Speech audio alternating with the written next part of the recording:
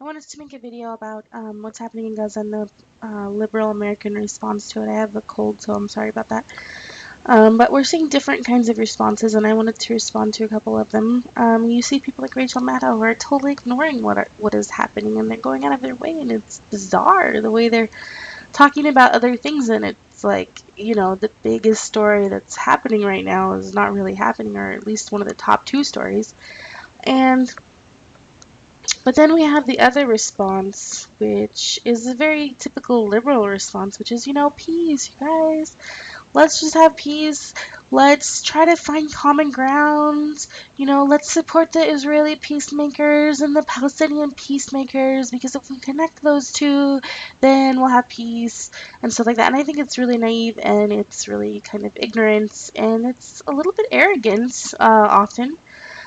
So first of all, you have to understand what Israeli society is like. You have 20% or so are Arabs, and when you do polling, you'll find upwards of 95%, including the Arabs, are in favor of the military operations and how they're being conducted. And so when you see a number like 5% against it and everything, it's not very impressive. And you have the protests in Tel Aviv. I have friends that are not really talking about Gaza that much, but when they do talk about it, it's to say something positive about those dang old nice Israelis. And they're having their protest in Tel Aviv, and I am proud of those people, and but a lot of them are probably Arab, and it's great that they're risking their health and their lives because there have been gangs attacking. So I'm proud of them, but there are not very many of them. And if you know what Israeli society is like, it's very segregated. You have a three-tiered system, basically. You have the Israeli Jews on the top, and they enjoy full rights and democracy. And then you have the Israeli Arabs, and there are over 30 laws that explicitly uh, discriminate against Israeli Arabs. And in their segregated society, they don't go to the same schools, they don't live in the same buildings. Um, the Arabs are, less wealthy. They're working in the factories, they're doing the landscaping, they're cleaning the dishes in the restaurant, and stuff like that. And then at the bottom tier, you have the residents of the West Bank and Gaza who have absolutely zero rights. Under international law, they are supposed to have rights, but they absolutely have zero rights in practice. And so, there's I saw someone today say we have to forgive, and I was like, we? What the hell is we? It's completely inappropriate for me to say that I forgive someone because I'm not the victim. Like, let's imagine if, somebody hurt you, somebody killed one of your kids, and then I go around telling everybody that I forgive the killer. What the hell does that even mean? I have no idea what that means. And now is not the time for forgiveness and reconciliation. Now is the time to get them to stop doing it. And speaking of that, we have all these people who are blaming Hamas for Israel's actions. First of all, Israel can do whatever it wants. They don't have to bomb people. They do not have to respond the way they're responding. They have 99% of the power in this situation, so if they don't want to do something, they can just not do it. Hamas has been very clear. Lift the siege and we will stop. And Hamas is better about honoring ceasefires than Israel if you go back historically. So, basically, they're saying no justice, no peace. And the Gazans, for the most part, agree with this because they have been living through this siege for, I think, 7 or 8 years now. I'm maybe getting the number of years wrong. And they are slowly starving to death, being strangled to death. And like Ali Abumina from Electronic Intifada said, they have two choices. Basically, they can be blown to bits and have their houses being destroyed like they are, or they can die slowly from the siege without anyone paying attention. So when you tell the Palestinians, you guys need to have a nonviolent resistance. First of all, they do, especially in the West Bank. There is a ton of nonviolent resistance going on.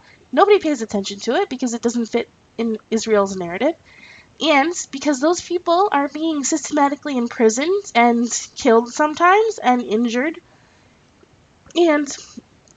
But it's also pretty ignorant to assume that the Gazans actually have that choice, because I don't know if you understand nonviolent resistance, but you've got to be disrupting something, and the Gazans don't have the ability to do that. I mean, the only way they could possibly nonviolently resist in a way that would get anyone's attention whatsoever would be to like try to march on the gate or something like that. As soon as they step into that huge buffer zone that Israel's carved out of out of Gaza, they're gonna be killed. They're gonna be sniped. And since you're so big about maybe you should go ahead and volunteer your own body for that. So I'm tired of seeing people lecture the Palestinians as if they are in control of the situation when they are in fact not. And Israel has always been in control since 1947 when they had a huge army that none of the other countries around there or the Palestinians had. Since that time, they've had all the power. And in 1967, they fought a war of choice, which is not widely known as a war of choice, but it was. And they decided they wanted to take out any possible future resistance that would be a threat to the state of Israel, so they destroyed the militaries of Egypt and Jordan. And then after they did that, they seized the West Bank and Gaza. It was completely superfluous. In fact, the civilian command did not order the military leaders to do that, but they did it anyway because it had always been a sore spot that they hadn't gotten it in 1948, because it is part of what they want is their historical borders. And at that time in 1967, you had one of the top Israeli generals, and he said to the government officials, now is our chance. We can make a Palestinian state. We can create peace. We can create lasting peace. But that idea was totally rejected. And it's always blamed on Yasser Arafat. Nothing is ever Israel's fault. Everything is always everybody else's fault. Even though they have always been the most powerful player in this whole situation, it's never their fault what they do.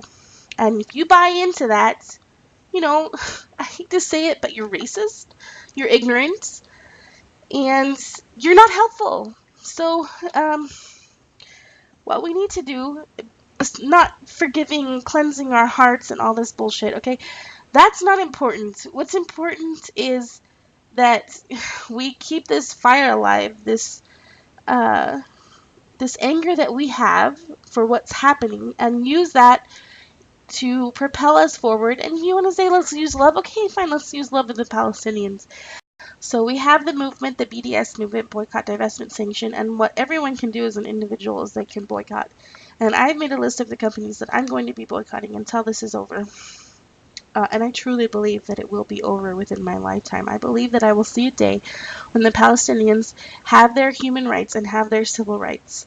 And I feel like right now we're seeing cracks in the dam. And one day that dam is going to burst and there's going to be a flood. And people are going to realize what's been going on and how ignorant and how foolish they've been about this whole situation. I feel like it's going to happen in my lifetime. And things that I'm seeing now, not just, what we have with journalists on Twitter and stuff like that. It's more than that. Anyway, so the companies that I'm going to boycott are HP, Hewlett Packard, and I love their computers, but I'm not going to buy another one until this is over. McDonald's, Coke, and Coke products.